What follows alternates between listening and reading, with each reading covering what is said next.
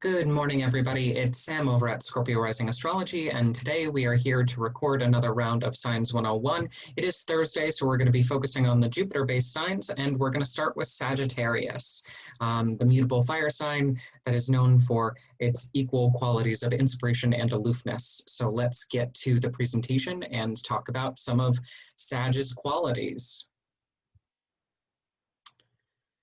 Okay, here we go.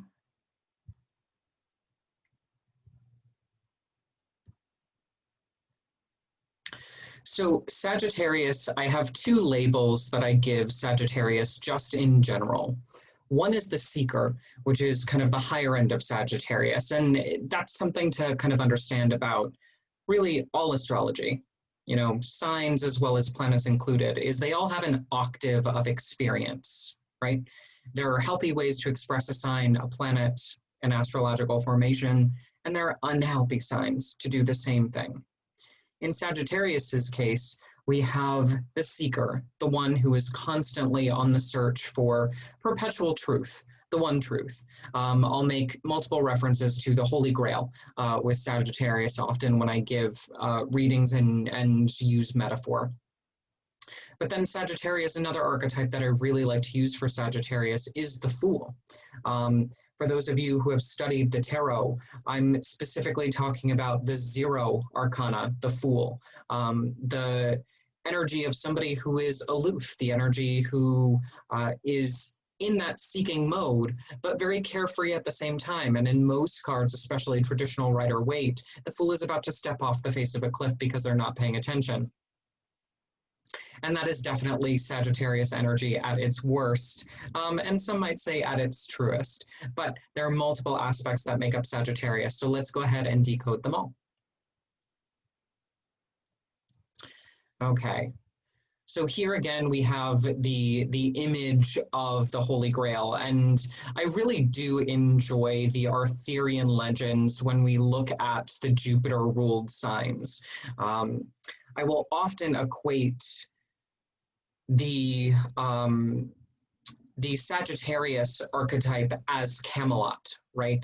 The ideal round table oriented, everybody gets their fair share, everybody is represented, ideal picturesque kind of British society. That's what Sagittarius really strives for, is the illusion, the fantasy of life at its most inspiring, life at its most peaceful, etc., etc. But it is, at the end of the day, a fairy tale, a story. It is an ideal that Sagittarius is chasing, not something that's necessarily rooted in reality. So looking at Sagittarius's stats, we have it as a fire sign. So this is where Sagittarius gets its spunkiness. I'll refer to Sagittarius as firework energy, and that's a great analogy for it, because unlike the fixed fire energy of Leo and the cardinal fire energy of Aries, we have mutable fire here. Mutable means changeable and temporary, and things constantly moving in and out of a solid state. And fireworks are a perfect example of that. You light them for a hot minute, they explode in this fiery display of color, and you get that rush of emotion that's so powerful. But at the end of the day, the fire is temporary. Now, Sagittarius can also be thought of as the wildfire that is out of control. Sagittarius, especially having its horse associations with the archetype of the archer, we see the symbol of Sagittarius being that arrow that's pointed upward towards the sky, but with the lower half of that kind of centaur horse image as well. That fire that crosses long distances, that inspiration that travels from one person to another, the infectious, for lack of a better word, aspect of Sagittarius. And we really see this a lot in some traits that Sagittarius displays, like its humor, right? Its ability to uplift others.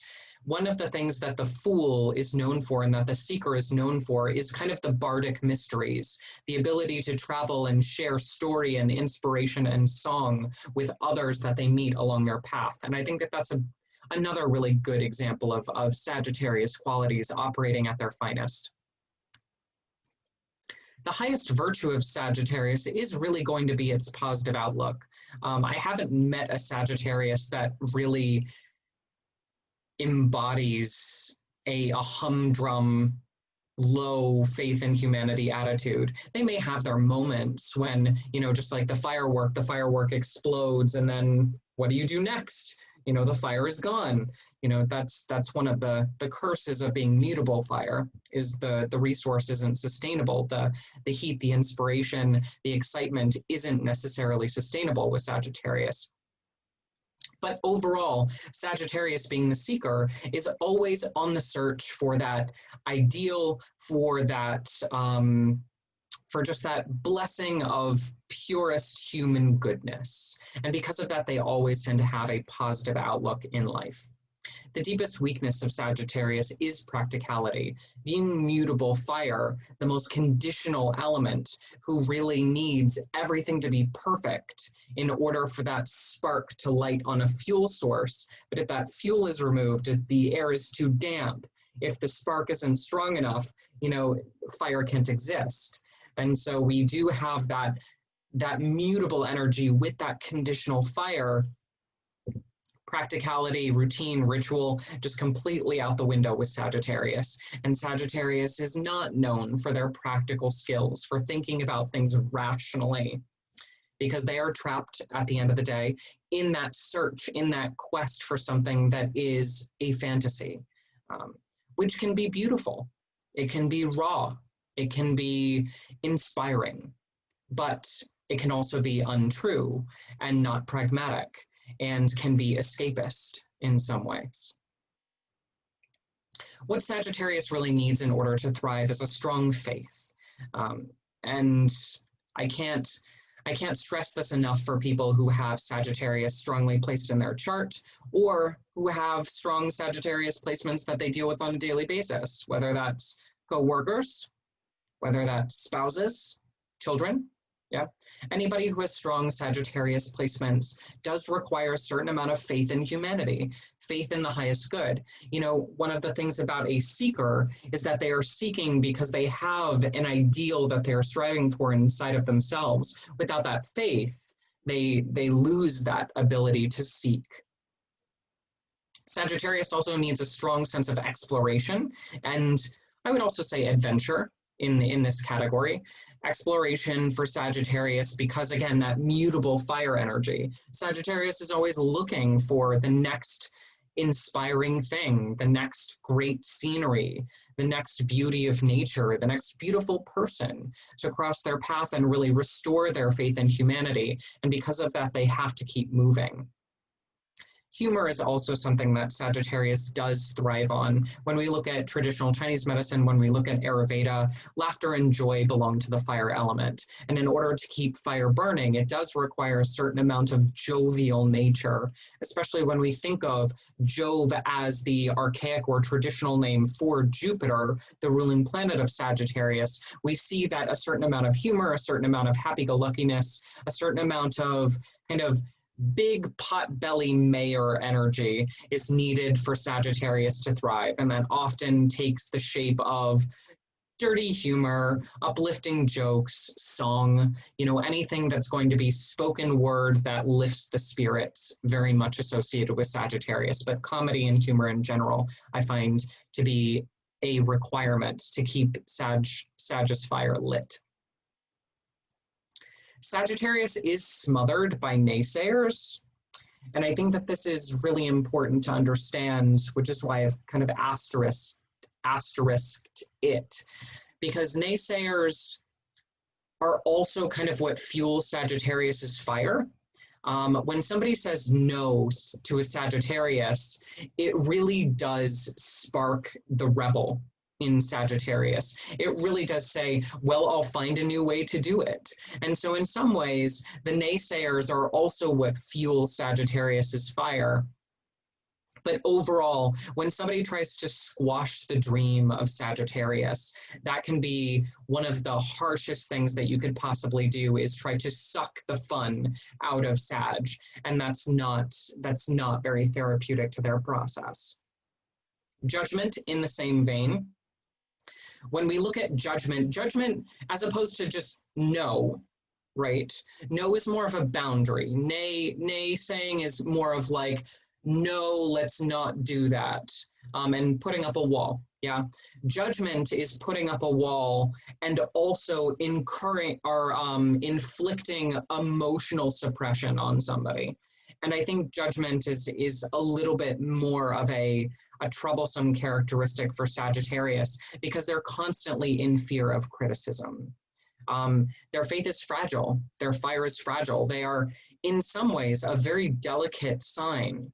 They require a very delicate balance. You know, it's that one of the archetypes of the seeker is them carrying a lantern in the middle of a dark forest, and that lantern really represents the light or the inspiration of Sagittarius. And judgment is kind of like that strong icy wind that's trying to come through and snuff out the flame of Sagittarius. When Sagittarius is judged for their actions, and because they really don't have a sense of practicality about them, their theories are very easy to punch holes in. But Sagittarius isn't a logical sign. That's not the game they play. They trade in upliftment, right? And that's not something you can judge. The desire to be happy isn't something you can judge. It's a universal right, according to Sagittarius. So although judgment is one of the big things that will smother a Sagittarius, we also need to know that judgment is not a fair thing to pass on Sagittarius. Yes, enforcing boundaries, making sure that Sagittarius knows when it's being harmful, when it's doing more harm than good, working within its own constructs, within its own rules, understanding there is a time for play, there is a time for work, but play and work can be combined. But raw judgment thrown in the face of Sagittarius will never be processed well. And then, interestingly enough, options smother Sagittarius. Sagittarius as mutable fire tends to get very distracted by options, as do all of the mutable signs. Virgo, Gemini, and Pisces, which we'll talk about in the next video, really do succumb to the idea of analysis paralysis. And when too many options are given, or when the options are unclear, yeah, Sagittarius has a very hard time finding their own personal north, because they're largely basing how they move off of inspiration and intuitive faculties. So when too many options are in front of them and there isn't a clear winner, or a option that feels good to them, and they're kind of having to choose between two evils, Sagittarius is just prone to run in the opposite direction and not make hard decisions. So options as a whole tend to freak out Sagittarius, tend to make Sagittarius kind of buck and whinny and run in the opposite direction with that kind of horse aspect. Despite being the archer, which requires a certain amount of focus, I think the image of the archer pointing the arrow at the single pointed nature of Sagittarius's focus, that focus isn't about practical things. That focus is about achieving the ideal and having faith in what the target represents, not necessarily having a tangible target like money or relationships or a job. Right? Sagittarius is looking at the subtle. Sagittarius is looking at intangible concepts like joy and desire and feeling good, which don't necessarily fit into a paycheck, a commitment, or a set schedule. So that is what I have to say about Sagittarius, the archer, the mutable fire sign ruled by Jupiter. If you have any additional questions, comments, concerns, if there's something that I've missed or something that really resonated with you, please feel free to use the comment section below. Also, make sure to watch all the videos for this Signs 101 series, because we'll be covering, chances are, your moon, your sun, and your ascendant sign along the way, which is always really, really important to have a little bit of astrological self-knowledge. I am a professional astrologer as well, so if you would like to schedule some time one-on-one to look at your chart or take some of my online classes, you can always go to my website, scorpiorisingastrology.com, to find out more information about those two services that I also provide. In the meantime, may the stars be ever in your favor.